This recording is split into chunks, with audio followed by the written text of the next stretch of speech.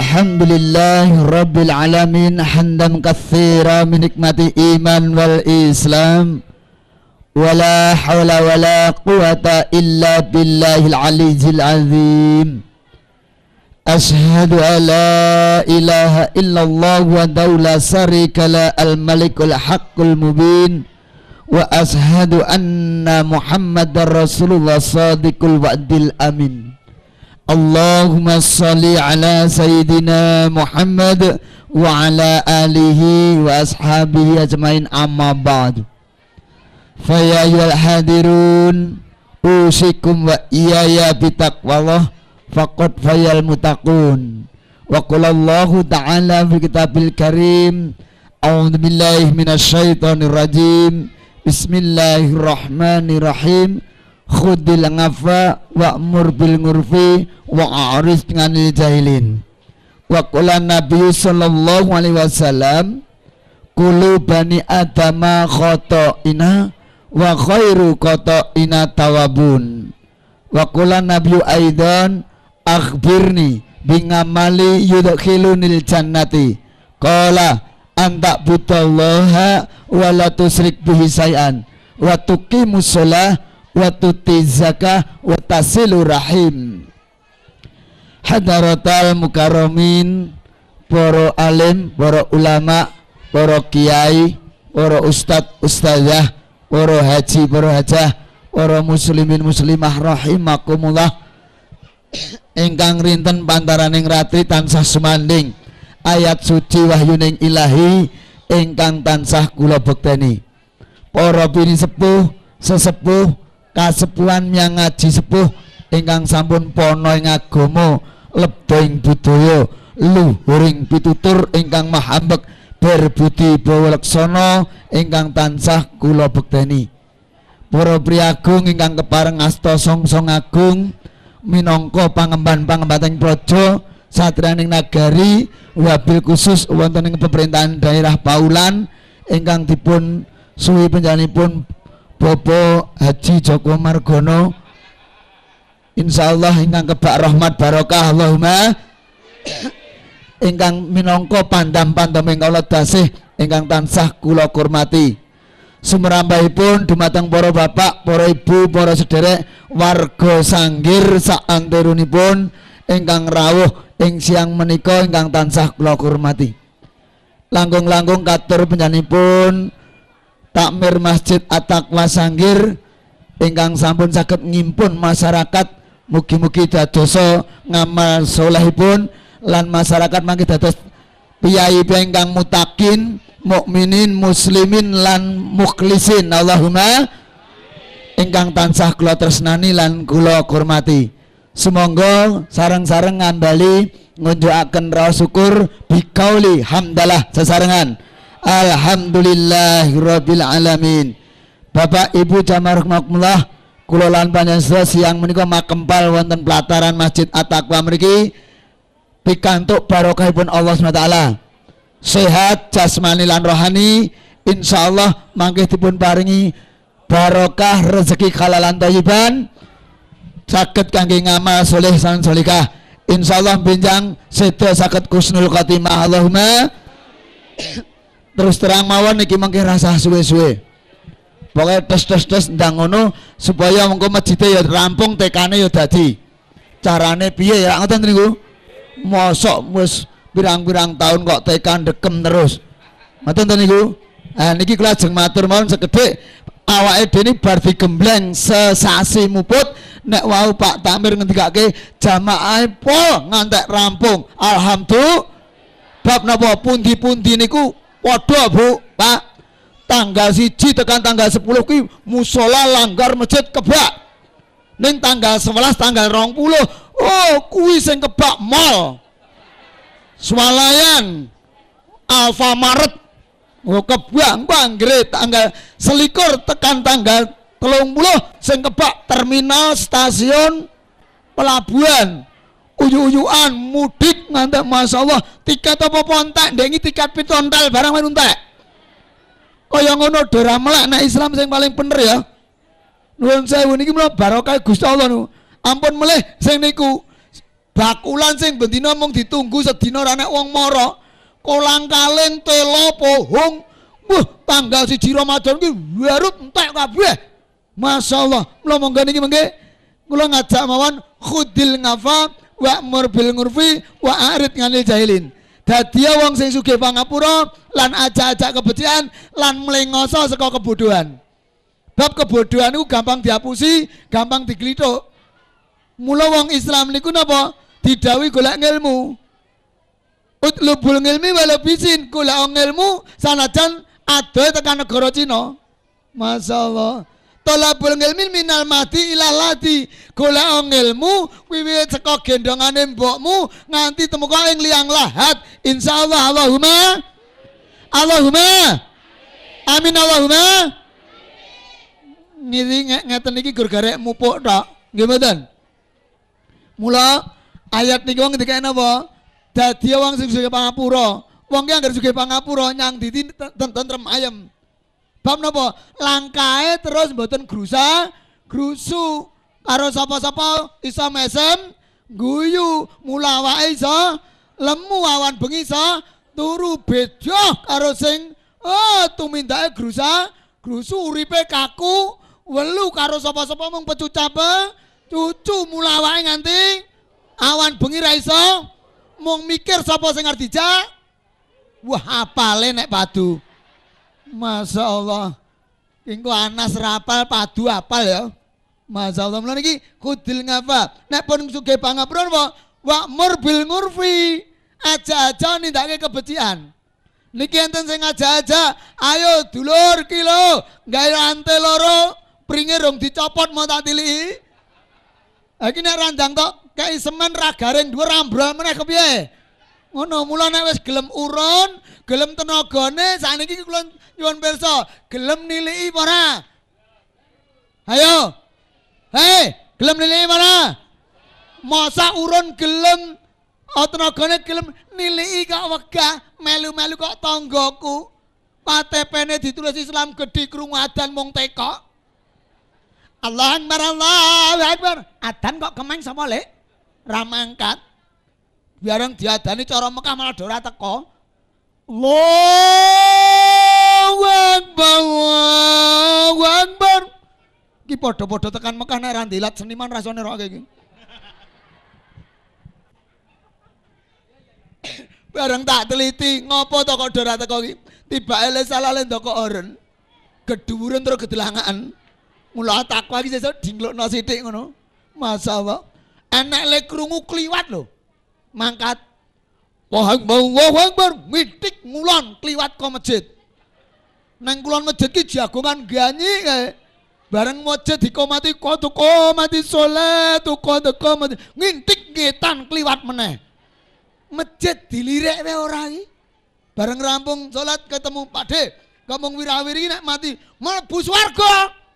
Lah kok wis swarga kok masjid dilirik ora iki? Nek masjid dilirik ora apa meneh urun? Nglirik wae mok. Hah? Malah semboyane jare hidup muda poya-poya, tua kaya raya, mati masuk surga. Sopo? Lawang nom direwangi nyithak botol blengku sayane ra sugih-sugih kok. Poya-poya ki nek ora cah pekor ya. Gek tua kaya raya, bener nek tua kaya raya tak maklumi. Bapak mbokmu ndek pekarangan pirang-pirang, bapak mbok mati pekarangane didol kabeh. Ha ning kowe manggon ngendi coba? Masuk surga ya kose, poso pora, salat pora, kepiye? Poso ra melu, tarweh ra teko, subuh ra mangkat, we bodo melu. Dan lumayan ngerti lagi bodo. Lumayan Allahumma. Dan iki nuwun. Mula bareng diadani wong tuwek kalagek do teko kabeh. Allah Akbar. Allah Akbar. Gruduk sing ora tau teko ya teko. Bareng ditekoki, dengaren Mas melu jamaah, oh Pakde mesake ladan arep mati. Wah, nek penduduk Sanggir ngene tak patak tenan kuwi kok. Mula niki ayo ngajak-ajak bejan. Nah, ajak-ajak bejan pripun? Nuwun sewu mikir saniki. Mikir napa? Kelanjutane. Nek wis enek sing non formal jenenge diniyah, TPA niku non formal. Saniki enten TK sing formal. Syukur bae sampean programe lulus TK mriki niku kudu hafal juz 30. Allahumma ngono syaratnya ngono. Nek ra ditekan ngono kuwi kapan hafal Al-Qur'an? Wong saya ini aku biyen entuk pendidikan gur kafirunen bundet ora manut. Oh, bak tabut rampung-rampung. Mula niki TK cilik nek cilik ngaten nuwun sewu. Bab napa? Nek jek cilik niku diulang gampang nyantol. Ning nek tuwek ngene iki kokean mikir. Mula iki ora tak weden-wedeni ning tak seneng-senengke. Ora usah diwedani nang omah uripe dawedi karo sumbangan kok. Saya sesuk iki wis mikir, wah sesuk kono bar sawal ngene iki wah masyaallah. Nuwun sewu monggo bareng-bareng nganti ya Bu nggih. Bu. Hei. Sing diasta Pak Takmir mau 500.000. Kuwi carane dinggo urunan wong 5 ya kena. Wong 10 ya kena. Jikok lorong kok urunan wong 20. Jenengan 50 dipengke 700. Pengen mboten? Wong tuku rok kowe dimen-menke kok. Mongko sing duwe 3 lemari. Bodorong duwe rok anyar. Ngantek tarweh ra kober nang omah nangis. Ya Allah, bodoh kirang kali jinten kalau dereng saged tumbas rok ya Allah. Ya Allah, dereng gadah sirup marjan ya Allah. Kuwi nangis apa? Aja kaya ngene iki mula dijak bejan insya Allahumma.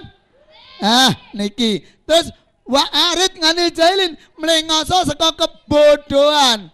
Bodoh niku napa? Nuwun sewu. Didhawuhi kali Allah kowe nyembah nyang Allah, malah golek liyane iki bodoh. Bodoh niku. Bodoh banget niku. Pun enten tuntunan Al-Qur'an golek tuntunan liyane, bodoh. Sing dikarepe bodoh ngoten niku. Lah wong bodoh niku napa? Perkarane ora iso maca mboten. Nek ora iso maca ora iso nulis niku mboten bodoh. Mung mboten cerdas. Ngoten lho. Mboten cerdas, mboten terampil.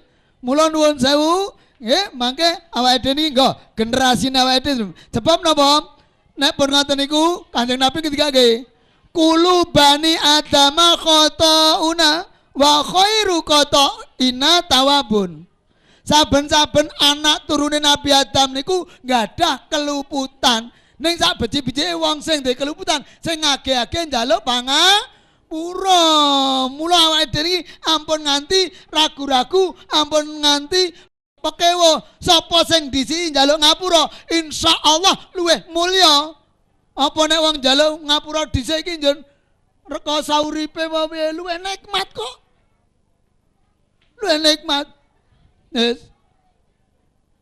Wong enjing wae diparani wong pirang-pirang, kula kathah saleh, kula ngungkuli jenengan dosane. Kula mang paringi pangapura, nggih padha-padha Pak. Niku nuwun niki masalah monggo. Khotouna. Lajeng nggih niki napa? Lajeng sakabarsan nyuwun keterangan, akhbirni bi ngamali yudkhilunil jannati. Duh Rasulullah, mugi panjenengan paring keterangan dumateng kita semenika amalan menapa ingkang saged nglebetaken kita menika dumateng swarganipun Allah. Qala anta budallaha wala tusrik bi sayan. Kanjeng Nabi bersabda, napa?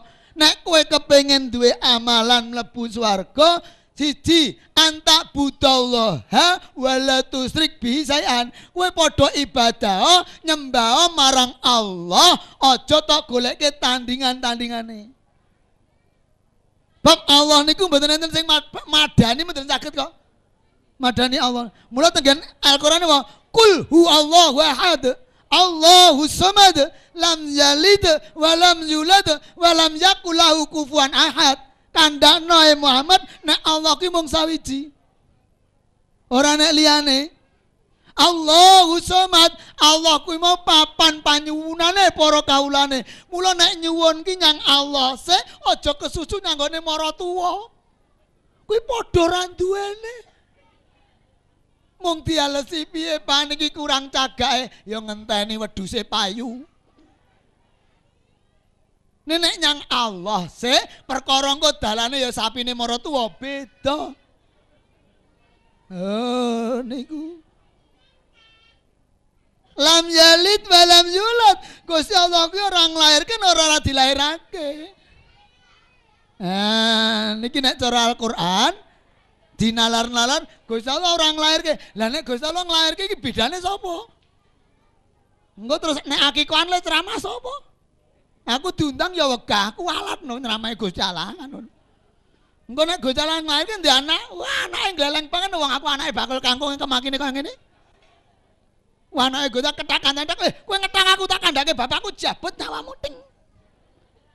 Lho, mula niki Al-Qur'an ngoten niku, lan ora nglairake lan ora dilahirake masalah. Nek dilahirke wong tuane saya piye? Ngoten nggih? Niki walam yakul lahu kufuwan ahad. Lan nang donya kuwi mau Gusti Allah ora ana tandingane. Ha sakniki sing ajeng nandingi Gusti Allah sinten? Kan mriki. Aku ki digaweke irung madhep ngisor mbok dipingerke nengen ngene. Ora gantang kulit tengen akal garek ngelotok ngono. Mboten saged niku, mboten itu nyaman. Nama mulai kan damel lemut. Mula niki antak budallaha wala tusrik bisaian. Lah carane nyembah karo Gusti Allah pripun? Nomor kalih wa tuqimu shalah. Padha ngedekno salat nindakno salat sing wajib napa sing sunah ditindakake sedaya. Dek wingi nuwun sewu. Nuwun sewu. Enten kanca kula niku, kula jak tarawih ten masjid iki ngomongnya ora arep nyang tarawih terus. Wong Kanjeng Nabi ki ning masjid gur ping 3. Aku ya mangsuli lah dapurmu ki apa? Nek Kanjeng Nabi niku ping 3 bab napa? Kawatir engko nek Allah majibke salat dalu niku 11 rakaat niku diwajibke awake dhewe tele-tele.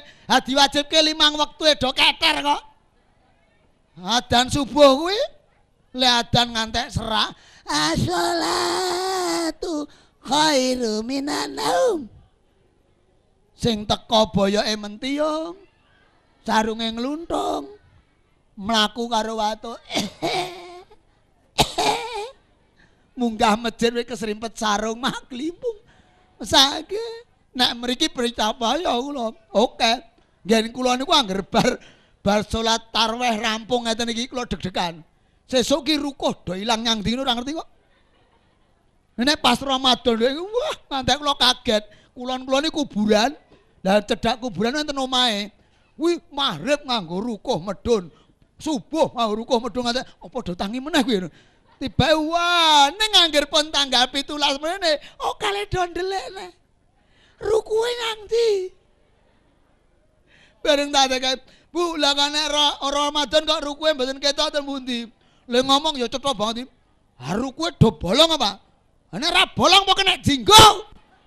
Tak kok ora pengalaman blas aku. Lha niki nuwun sewu. Ayo salat masyaallah. Ngene dene salatne diajari sedekap kok. Allahu Akbar. Nggih napa nggih?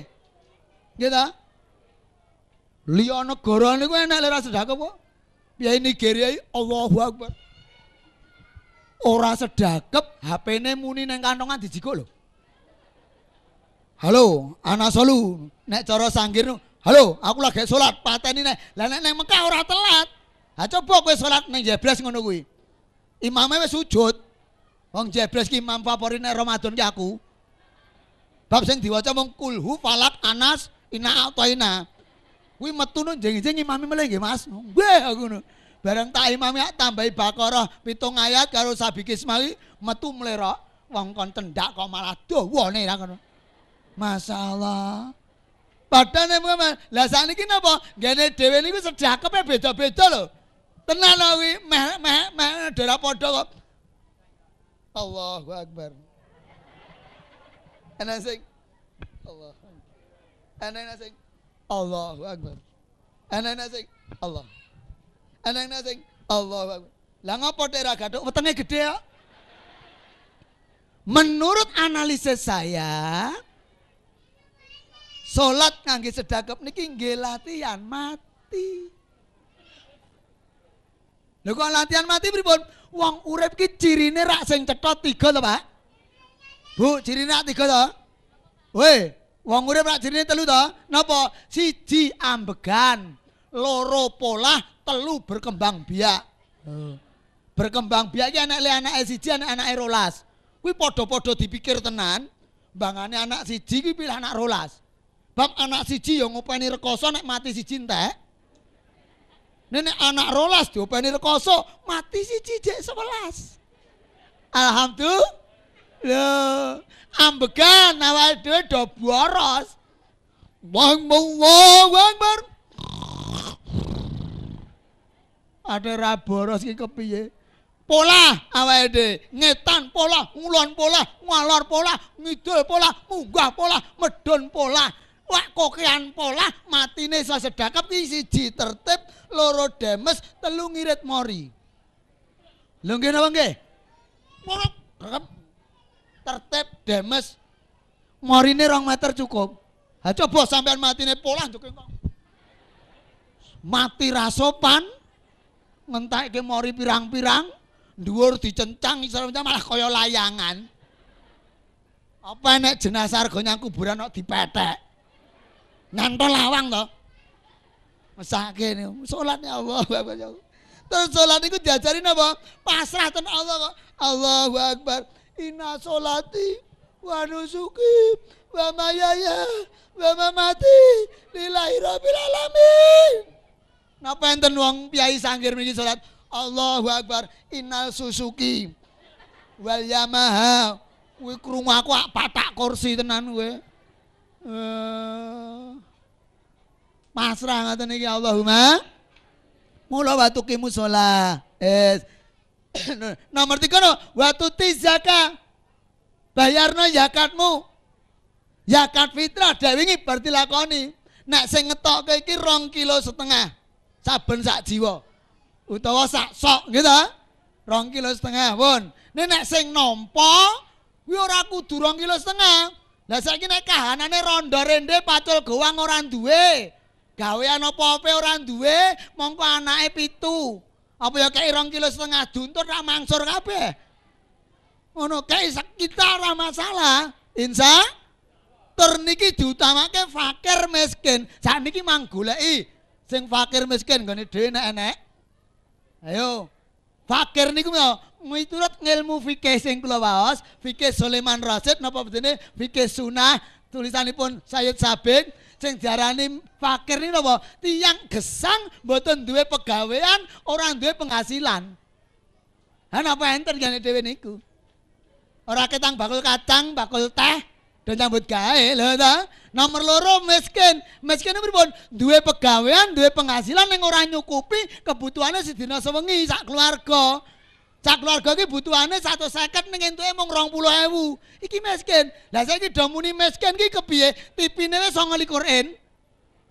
Nek metu nyang pasare tumpakane Jupiter jret. Ngono kok miskin. Miskin apa? Nah, niki zakat fitrah niki kudu telas dibagi saderenge salat Id. Nggih ta?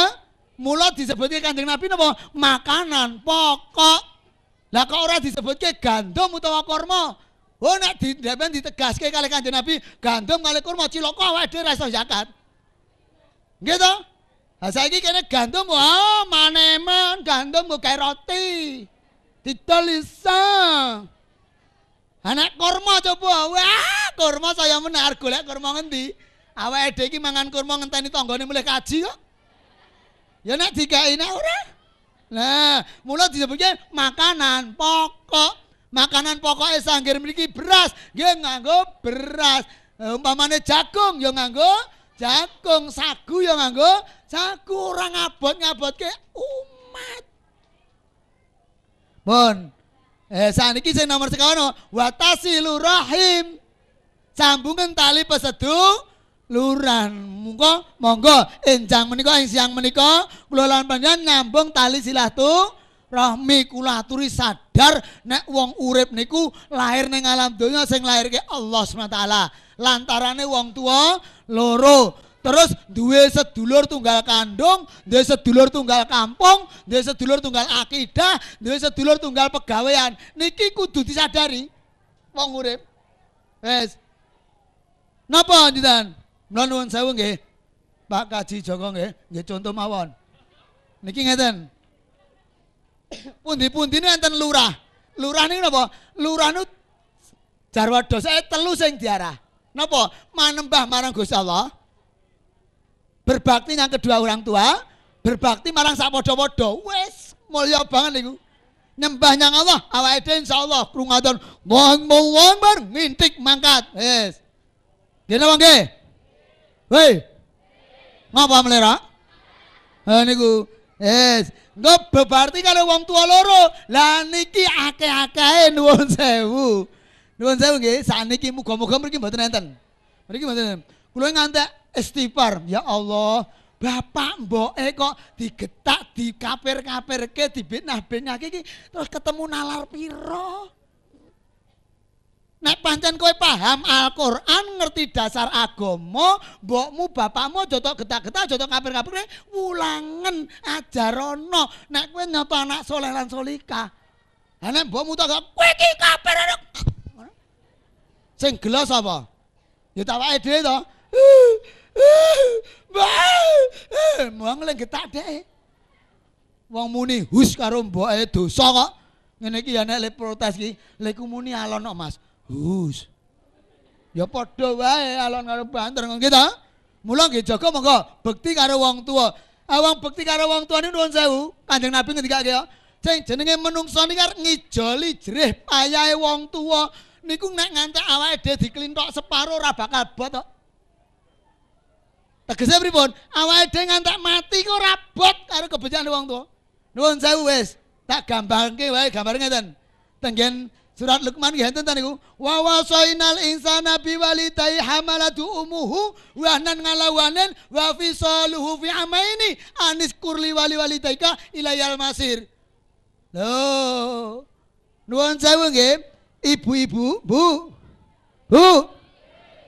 Jenengan niku dimulyakake dening Allah. Nggih. Kangge napa? Tumindak 3 bapak ra iso nglakoni kabeh. Bapak ra kena protes. Napa niku? 1 bobot, ngandut. Enten bapak-bapak sing iso ngandut? Bapak-bapak jatahe ngenduti. Oh, titip diajeng wonten timbalan dawuh Kakang Mas. Ingsun titip nuli nggih tinggal lunga golek nafkah. Wong golek nafkah kuwi sok entuk sok ora. Aning mbok dititipi pertama mlenthong sak bluluk. Suwe-suwe sak ampluk. Karide sak bedhug nggo turu mlumah kaya kijing, turu miring kaya trenggiling. Wah, nggo mengkurup kaya tim. Bangan nyang sawah digawa, nyang pasar digawa. Napa enten piyai sanggir niki? Brobot ageng arep nyang sawah kabotan weteng-wetenge candhake pager. Wong bayake obah konjere dilus-lus iya li sesuk ndang jedul. Napa enten bobot gedhe bayake obah. Bayake kok ndugal men turun bapakmu apa piye? Masyaallah. Niku kaya ngono kuwi abote ya. Sumo kancane kademen ngono nyebut sumo ya Allah. Wis. Masyaallah. Niku lagi pertama. Kedua, nglairke totoane nyawa. Wow. Nek digagahi nuwun sewu. Tibake lahir niku sing ngersakake Gusti Allah tenan. Buktine napa? Wetenge gedhe tenggen bedan. Kulon-kulone bidan niku. Angger mlebu ngono kuwi bengok-bengok seminggu ora lahir barang. Ngono kuwi. Mantek bedane, Mbak sing dicokot untune aja lambene ndak biru kabeh wis. Seminggu ora lahir, gaweke layang pun, Mbak niki ten griya sakit mawon nggih rada seret niki. Wah, tekan griya sakit langsung dikoperasi kaisar kuwi. Diblarek kuwi totoane nyawa kaya ngono mulih dikabarke malah do diecei. Lek tak kandhani ngapa Yu Siti kae lho nglairke. Alah sumbangan meneh. Ora. Monggo totoane nyawa. Nomor 3 ibu-ibu napa neteki 2 tahun suwene urung dipedhot nek urung ana le ngrusui. Oh, maksud gue kuwi ndek adine ngene lho. Niku 2 tahun. Ngene iki anak le nglelengi Terus bodoh kurang seminggu nyanggone mboke. Assalamualaikum. Waalaikumsalam. Ngapa le yaene mulih? Anu, Mbok. Ajeng tanglet. Teka apa? Napa bener to, Mbok? Kula niki jenengan susoni 2 tahun. Heeh. Lah kula niki drembon apa mboten? Mbok ki arep jawab ki ngarah-arah kok. Nek tak jawab drembong kula ratine, nek ora drembong kok aku ngantek kempot kaya ngene. Anu oleh kowe sedengan. Oh, sedengan. Nggih, pamit, matur nuwun.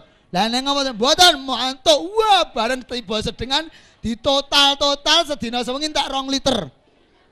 Diaji kaya susu kok Boyolali. Ditotal gunggung keprok entek 1.444.000 rupiah. Bareng bodong ngintik nggawa anak 7. Mulih bareng nggodhet 1.444.000 rupiah. Matur mboke sungkeme karo membleh-membleh iki. Mbok. Boe. Aturaken sungkem pangabukti. Sedaya klepatane jan pangapunten nggih, Mbok. Kisawan kula sanak bojo mboten beto napa-napa. Mengke mantuk mang betani. Kalih niki anggenipun njenengan nyusoni kula 2 tahun. Kula gunggung keprok niku telase 1 juta sekawan dawa sekawan ewu rupiah niki kula lintani, Mbak. Ngeculke det 1.084.000 godres keringet karo godres. Loh, mbok apa gagage napa? Mbok malah kowe iki ngapa? Mbok rasa nganyar-nganyari. Iki wis kodratku ya, Le. Apa jek kurang apa piye? Njaluk sing kiwa apa sing tengen lho. Kuwi mbok ngantek kaya ngono. Duit go bali. Bareng krungu mboke ngendi, duit go bali. Weh, matur nuwun. Wah, banter banget kae. Andekno nukoke jarik sepisan 5 taune omongke sak kebayanan. Kurangane apa aku karo mbokku? Ya tak tukoke jarik. Bapak ya tak tukoke sarung, aku milih cap gajah penduduk. Masya Allah. Lah niki lho, niki mula tali silaturahmi niki napa disambung terus insya Allah. Allahumma amin Allahumma.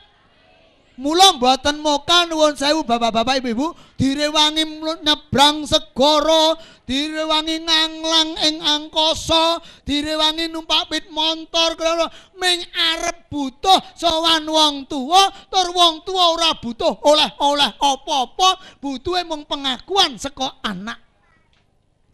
Lah anak sing iso ngakoni wong tuwa niki nek mboten dididik saking dasar sing jenenge pendidikan TK, SD niku nek mboten dikai agama sing kuat, ora bakal bisa ngoten niku. Mulane alhamdulillah niki atakwa mriki damel TK Aisyah monggo. Mengke yen perlu mboten TK-ne tok, Pak. Niki enten SD kula rada ndukung niki. Enten SD enggal ten Banyuanyar niku. Banyuanyar buka SD jenenge Titi Aksara, ning programe napa? Niku sekolah berbasis Islam berbudaya Jawa. Oh, niku jos meleh niku. Napa? Berbasis Islam ning berbudaya Jawa. Bab napa? Sakniki sing jenenge budaya niku ampun digebyawiyah sing diarani seni tok. Seni niku bagian kecil dari budaya. Lah budaya napa? Wiwit kegiatane menungso tangi turu ngantek turu meneh niku jenenge budaya. Jenengan dahar ngeten iki budaya. Awake dhewe ngagem klambi ngeten iki budaya. Lho, awake dhewe tindak niku budaya. Awake dhewe turu niku budaya. Awake dhewe genjot budaya. Nuwun saniki nggih nuwun sewu nggih kula aturke nggih pupung niki halal bihalal ngoreksi awake dhewe. Saniki jenenge akhlak mulyane wong Jawa ni blas ra nek nganggo. Riyen niku putra ditimbali bapake piye? Narya, nun, moro, dalem, dingklo, saiki Narya, ya, Narya, bareng krungu, ngapa wong tuwe celok-celok wae? Astagfirullahaladzim. Saiki bapak wis mentol ngene nek dhisik mleret kae. Jamane Pak Agus Wiono, wah, ndukem ngoten iki. Lah kok saiki bapake mloro, gedhe aku apa? Lha masalah. Masalah niki riyen niku mlampah nek ajeng ngriyini tiyang sepuh mesti matur kok. Nuwun sewu bapak kula badhe ngrumiyini. Lah saiki nglanggar wong tuwa kok malah digas-gaske ngeng masalah. Dumbulke mburi, masyaallah, dumbulke ngarep ku wedi nek kawatir dumbulke mung mumbul setange tok. Terus kepiye masyaallah niki enggak niki alon-alon akhlake ditata insya Allah. Bapak Ibu jamaah rahimakumullah niki atur kula wau dawa banget niku wau nggih ta? Nggih ta? Dawa banget niku. Dawa banu kula ringkes ngeten iki. Kula goleke catetane sik ndak lali. Walaupun kula ringkes kok. Nah, saniki ringkese wae enten 3. Napa, Bu? Pak? Woi. Niki kula aturke ringkesane kula mengke selak pindah ten Sragen. Ngoten nggih. Niki setunggal kanthi dasar ayat kali hadis wau kita saniki kudu berubah napa? Setunggal kudu cepet menehi apura ing apura. Kuwi cepet-cepet. Kados ayat sing diwaos Pak Yai Haji Agus Yono wau. Wasari'u ila magfiratin mir rabbikum wa jannatin ngarduha samawati wal ard uiddat lil muttaqin. Mongko padha cepet-cepet marang pangapurane Allah SWT. Allah mau kagungan swarga jembare padha langit lan bumi disediake kanggo wong sing taat. Alhamdulillah masjid we takwa. Sedaya taat insyaallah. Allahumma mula aja nganti padha wedi lan lali. Awan bengi kudu sregep ngaji. Kena nggo sangu yen mati. Nek wis ngaji aja gor iso muni ning terus dilakoni. Awan bengi nganti tumeka mati. So nek mati sok maneh ambune wangi ning akhirat ketemu Kanjeng Nabi terus dikanthi jak mlebu nang swargane Allah Kang Maha Suci. Kuwi sing digoleki. Allahumma no. Mula jonjot nuwun sewu diparingi apa-apa ora gelem sedekah. Guru anake nesu wae. Mula siji ringkesane wae napa? Ayo cepet-cepet apura ing apura lan nunda-nunda amarah. Amarah ki ditunda wae. Wis aja nganti amarah. Nomor kalih saniki. Berdasarkan niku wau kula kalian dipun dawuhi Pak Takmir wau napa? Saniki nggo awake dhewe niku. Menjunjung tinggi budi pekerti luhur dan rendah hati. Iya iki, ayo. Saiki. Budi pekerti luhur. Al-Qur'an ngendikake sing 6 kudu ngurmati sing tuwa. Iki kudu ditindakake. Engko sing tuwa insyaallah engko nggatake karo sing nom-nom insyaallah ngoten menika. Nomor 3 lajeng kula lan panjenengan napa? Saniki engko otak berpikir, hati berzikir, tangan terampil. Napa niku? Merubah zaman generasi sing bubrah niki dadi amanah lan taat insya Allah. Mikir saiki kok TPA bar TPA mandek kok ora enek bacutane. Ayo dipikir bareng-bareng. Aja nganti sing wis mlebu nyang SMP malah diculke. Bahaya banget iki. Nek kene rong mampu golekno ustad kok pondok ya bayar piro wis ben sing penting apa generasine awake dhewe ngerti Al-Qur'an, ngerti sunah Rasul insyaallah.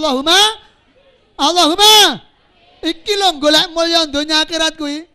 Apa kuwi? Mula wong Islam klojak bareng-bareng apa? Ya sedina sewengi kudu maca ayat Al-Qur'an. Nek ngaku Islam kok sedina sewengi ora maca ayat Al-Qur'an, berarti mboten apa? Ora salat kuwi. Wong salat ki diwaca Al-Qur'an kok.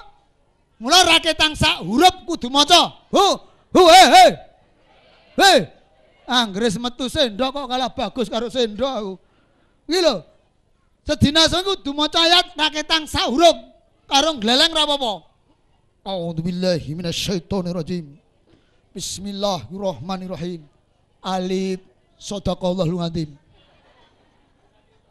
Sedina sak huruf, seminggu entuk 7 huruf, sesasi entuk 28 huruf katam hijaiyah. Alhamdulillah. Aja masjide magrong-magrong ya Allah. Nanggap woyo-woyo jos ngono penyanyine langsung dihadirkan bayar 3 yuta 7 yuta lagune mung moyoke le tuwek-tuwek. Iwak payek sego tiwul wong wis tuwek untune ucul. Lah ngono wae tampil so live kok bareng ngaji ngecelekke malaikat. A'udzubillahi minasyaitonirrajim. Malaikat medun nggo pala. Le muni nek ra enek bae kaset iki le. Malaikat kecil le. Lah wong woyo-woyo langsung kok bareng ngaji kaset iki piye? Mulai saiki berpikir, hatinya zikir, terus tangannya terampil, nggih mboten? Nggih mboten? Hei, niku. Ayo niki lho, nek orang nganggo tangan terampil masyaallah. Hatine berpikir niki berpikir hatine zikir mesti adem. Gitu mangke. Allahumma niki Bapak Ibu jamarakumullah nika mangke tangan-tangan terampil napa saged ngrubah napa mawon. Panjenengan nek astane terampil nuwun sewu. Ya nek TPA niku dibacutke nyang Al-Qur'an, aja memandhek ning kon Iqra. Al-Qur'ane dilanjutke bar niku mengke jak semaan. Insyaallah mangke masjid ini manfaat kados napa sing dicontohke Rasulullah. Rasulullah ini masjidnya pusat segalanya. Nikahan ya ning masjid. Nek nikahan ning masjid ya aja dipaske arep dhuwur. Engko jam 8 apa jam 9 ngono. Engko bar rampung nikah terus do salat duha ngono. Apa salat syukur ngono. Peh kon nyang masjid setengah 12 undangane nikah ning masjid. Kuwi ngajak bubrah.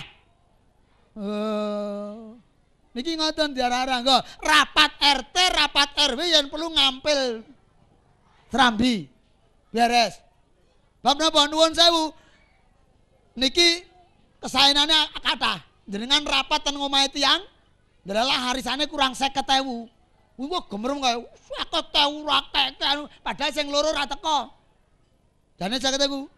Patah-patahan tenan dadi. Nek nang serambi masjid. Piye to kok masjid lho.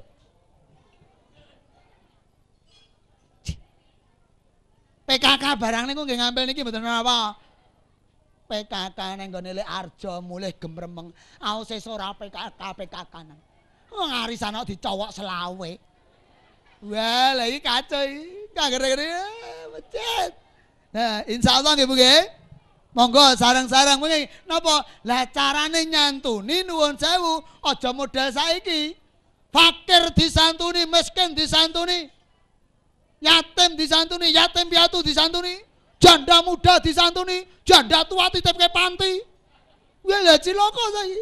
Nek nyantuni saiki napa? Ayo iki padane enek 500 juta ngoten nggih. Lah niku sing 250 juta disantunke secara tunai, sing 250 juta digolekke dingge alat-alat nggo ndidik anak yatim, yatim piatu ben duwe keterampilan.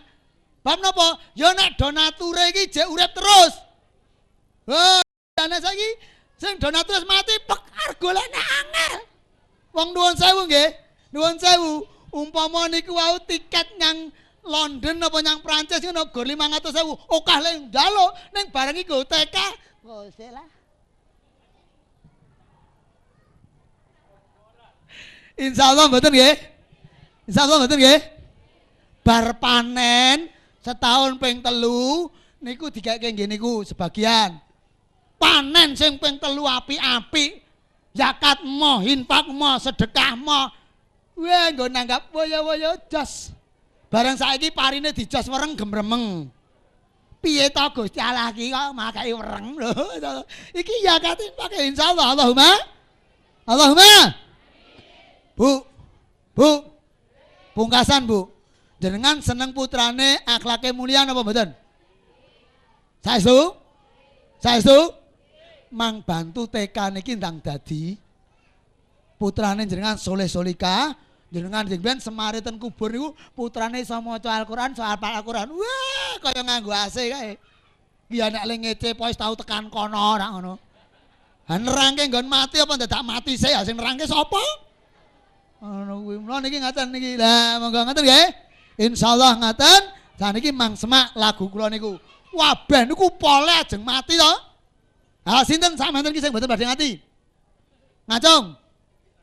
Kok dipoto kene? Kabeh mati aja meneh awake dhewe. Ha sing duwe jeneng gesang we mati ya. Apa Nagur Narya? Alah Agus Wiyono ngenteni gilirane tok. Nggih to? Semak lagune raja iki. Pak, umurmu wis cepak sesuk bakal mlebu kotak. Sukmamu metu ragane ngletak, mlebune kotak pakaiane sarwa petak. Mbah, dipikul mung sapundak. Cucukane ana guwa songe landak. Tanpa kanca uga tanpa sanak. Lamun wis mlebu diuruki didaki dia.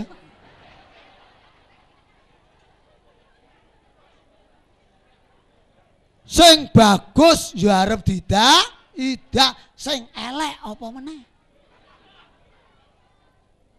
Sing ayu ya arep didak, sing nyewewek apa meneh. Sing sugih ya arep didak, sing melarat apa meneh. Sing lemu ya arep didak, sing kuru apa meneh. Sing dhuwur ya arep mati apa meneh sing cendhek. Ning radaman le cendhek. Kan Israel mabure dhuwur, ning ra isa ngono kuwi le. Sapa sing ngoman jatah tetep ditimbalin Allahumma amin Allahumma. Nah niki nggo ringkese kula nderek titip eling. Nek awake dhewe mboten ndang sugih pangapura, ora gelem berpikir, ora gelem zikir bab napa? Ten ngalam donya niki sing paling cepet dhewe wektu. Wis waktu Ramadan ini sesasi kita lagi 2 dino entek. Paling gede dhewe ning alam donya nafsu. Nafsune sapa? Nafsune menungso. Kuwi paling gede dhewe. Paling abot ning alam donya kuwi jenenge amanah. Ora nek liyane amanah. Wes.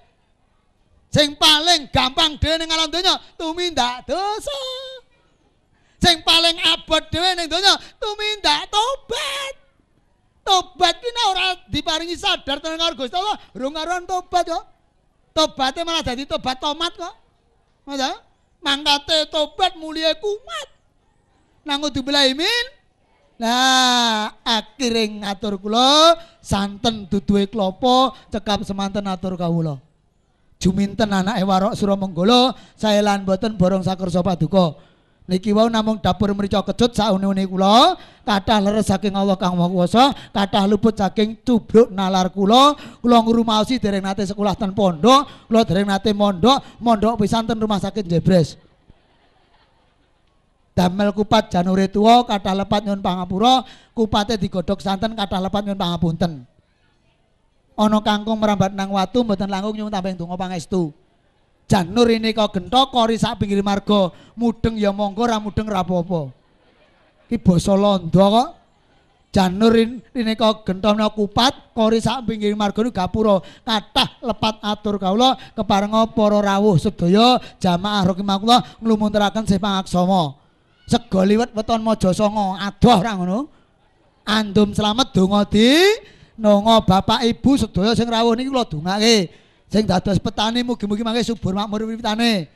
Ledung-ledung wawahane, tebih sepenging ama pusa banjir lan werenge. Ingkang dados bakul laris daganganipun. Amin. Ingkang dados lurah mangke rakyate padha genah sedaya. Amin. Enggal Pak Lurah enggal mibadah haji nggih Bu nggih. Amin. Mengke nek tesih wedi kula kancani ning Klomang Ragati. Insyaallah nggih. Mengke sok-sok malah bareng soal. Niki nggih ngoten nggih. Niki kula pun antri melih entuk 2020. Kanca kula niku kula jak ndek ben tahun 2008. Alasane enek mawon. Mas ayo ndaftarke kaji. Wah, Pak anakku rung mentas sih. Aku mangsuli gampang kae. Lah anakmu do kungkum nang endi aku. Bareng dek wingi Januari melu ndaftarke untuk 2020 ini apa? Gemermeng kae.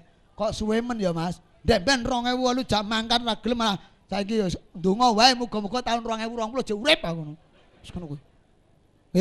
Mulai ibu-ibu kula dongake mengki sedaya ganteng ibadah haji Allahumma. Amin. Ngoten nggih.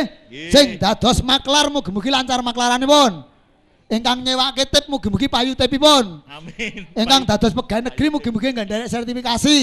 Gajine dundaki saben sasi, aja do lali salat, ngaji yen perlu ndang daftarno kaji kok ndak gedhian mati. So nek manasik melu mandiri. Allah, sing pun pensiun nggih kula dongake mugi-mugi ayam tentrem nampi gaji pensiun mboten dirusi anak putunipun. Amin. Ingkang dados bengkel mugi-mugi kathah pit montor rusak. Ibu pung bodo tak dongake kabeh. Ingkang cithak boto mugi-mugi mboten pegel boyoke. Mboten pedhot batane nggih. Ingkang tasih sekolah kula dongake mugi-mugi lancar sekolahipun. Ingkang sampun lulus mugi-mugi entuk pedamelan kang cocok kalih kementeranipun. Ingkang dereng kepanggih jodoh kula dongake mugi-mugi nggih kepanggih jodoh ingkang sejati. Ingkang dereng kagungan putra mugi-mugi dipun paringana putra wayah ingkang kathah gemrayah. Ingkang dereng waras mugi-mugi saged waras. Ingkang dereng sedo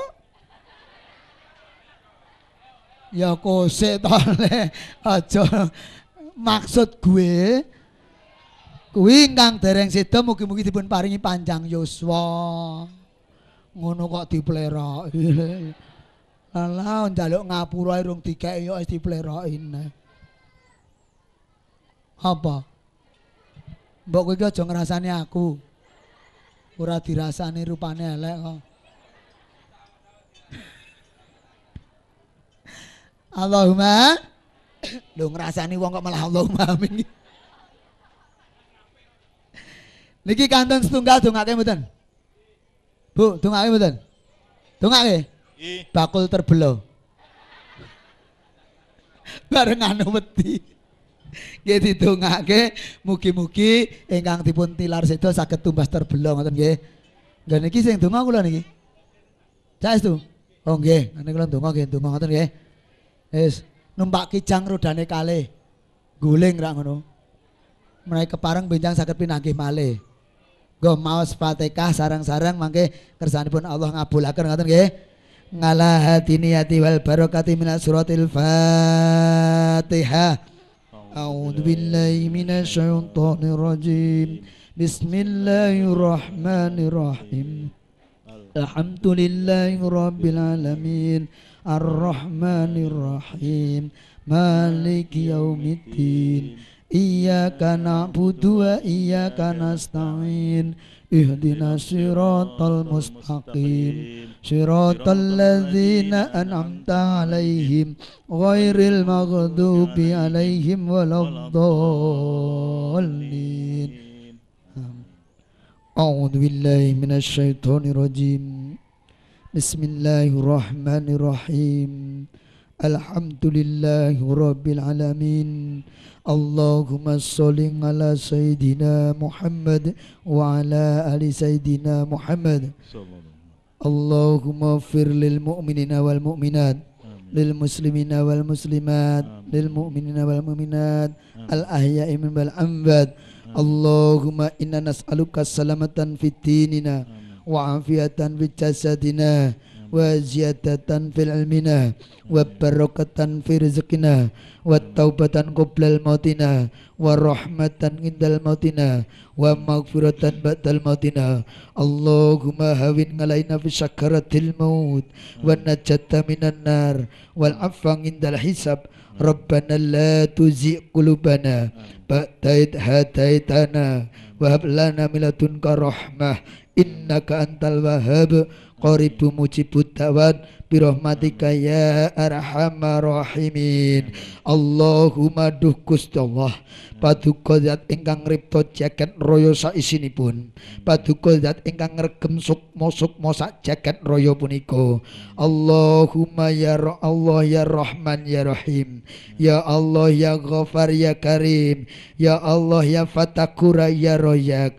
Duh Gusti Allah, paduka zat ingkang paring pangapura, paduka zat ingkang maha welas lan asih, paduka zat ingkang bukaken rezeki, pintu rezeki saking dhumateng menungso sedayanipun ya Allah. Allahumma ya Allah, Gusti Allah panjenengan sesembahan kita sedaya ing rikalanggan menika ya Allah. Sedaya warga ing sanggir khususipun lan umumipun ing paulan ya Allah, sami manungku puja puji syukur dhumateng paduka ya Allah. Panjenengan ridhani ya Allah, panjenengan barokah ya Allah, panjenengan paringi taufik hidayah paduka ya Allah.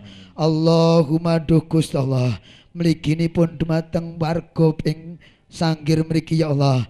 Panjenengan paringi barokah halalan thayyiban ya Allah. Kangge saged sanggung ibadah ya Allah. Panjenengan jabel sebal sialipun ya Allah.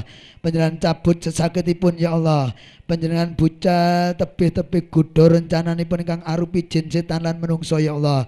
Panjenengan tebihaken saking tumindak kejilan mungkar ya Allah. Panjenengan dadosaken keluarga ageng sanggir menika ya Allah. Sak paulanipun ya Allah. Keluarganipun sakinah, mawaddah warahmah, tebih saking gudha rencana ya Allah. Lingkunganipun panjenengan dadosaken baldatun thayyibatun warabun ghafur ya Allah. Sedaya saking kegiatan paduka ya Allah. Allahumma duh Gusti Allah, sedaya warga ing sanggir mliginipun ya Allah, ingkang dereng saged nindakaken salat ya Allah, enggal panjenengan buka manahipun ya Allah, panjenengan lampahaken sukunipun ya Allah, saged nindakaken salat ya Allah. Ingkang sampun nindakaken salat ya Allah, panjenengan paringi saged berjamaah ya Allah, kangge makmuraken masjid paduka At-Taqwa menika ya Allah. Ingkang sampun saged jamaah ya Allah, panjenengan paringi istiqomah ya Allah. Allahumma duh Gusti Allah, warga ing sanggir khususipun ya Allah, ingkang dereng saged maos Al-Qur'an ya Allah, ingkang panjenengan saged maos ya Allah, panjenengan saged tartil ya Allah, panjenengan paringi saged lancar ya Allah, saged memahami ya Allah, saged ngamalaken ya Allah, lan saged mulangaken dumateng sinten kemawon ya Allah. Allahumma duh Gusti Allah, menawi paduka mboten paring pangapura, mboten paring hidayah sedaya wau, kita sedaya ingkang mapan wonten ing siang menika ya Allah, sak wanci-wanci panjenengan timbali ya Allah, badhe lingsem wonten ngarsa paduka ya Allah. Sowan paduka mboten beto amal salat, mboten beto amalan bacaan Al-Qur'an ya Allah. Kita mboten kuwawi nampi siksa paduka ya Allah. Allahumma duh Gusti Allah, panjenengan paringi pangampunten dosanipun tiyang kalih kula. Panjenengan paringi barokah ingkang kathah ya Allah. Putra wayah ingkang tasih sugeng wong alam donya ya Allah. Panjenengan paringi saged iman, Islam, tawakal, istiqomah lan qanaah ya Allah. Sedaya saking daya kegiatan paduka. La haula wala quwata illa billahil aliyyil azim. Allahumma duh Gusti Allah, ing rikalenggan kelodhangan menika ya Allah, sedaya warga ing sanggir nembe badhe ndantosi masjid paduka ya Allah, panjenengan paringi lancar ya Allah, panjenengan paringi bakoh ya Allah, kangge ngibadah rinten pantaning rati wilujeng ya Allah, saking ridho paduka. Allahumma duh Gusti Allah, samarga sanggir sasanasipun menika sampun mikir ya Allah, generasinipun ampun ngantos generasi ingkang bodho ya Allah, menika badhe mbangun TK Aisyah ya Allah.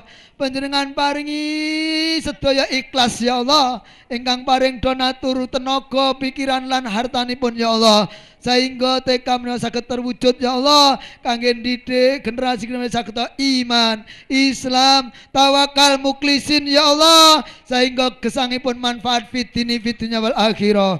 Rabbana atina fid dunya hasanah wa fil akhirati hasanah wa qina adzabannar wa qina adzabannar wa qina adzabannar. Yadaqallahu taqwa wa ghafara dhanbaka wa yassara laka khairan kasma kunta. Allahumma arzuqna ziyaratan ilal Makkah wa Madinah ma'a salamah. Allahumma arzuqna ziyaratan ilal Qurnain bi quwwatika wa qudratika ya arhamar rahimin. Allahumma ya qadiyal hajat, Allahumma ya mujibat da'wat, Allahumma ya rafi'at darajat, Allahumma tim lana bil iman, Allahumma tim lana bil Islam, Allahumma tim lana bil ihsan, Allahumma tim lana bil husnul khotimah bi rahmatika ya arhamar rahimin. Subhanaka rabbul izzati amma yasifun, wassalamu ala mursalin, walhamdulillahi rabbil alamin, wa bisiril Fatihah.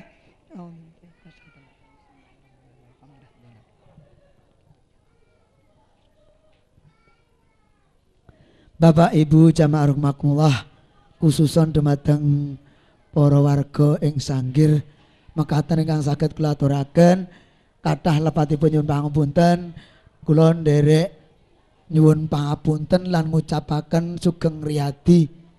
Mugi-mugi pikantuk kemenangan lahir lan batin saking Allah ingkang sejati, dumugi Ramadan benjang saged pinanggih malih kalian Ramadan kanthi iman Islam tawakal kanthi ucapan taqabbalallahu minna wa minkum minal aidin wal faidin.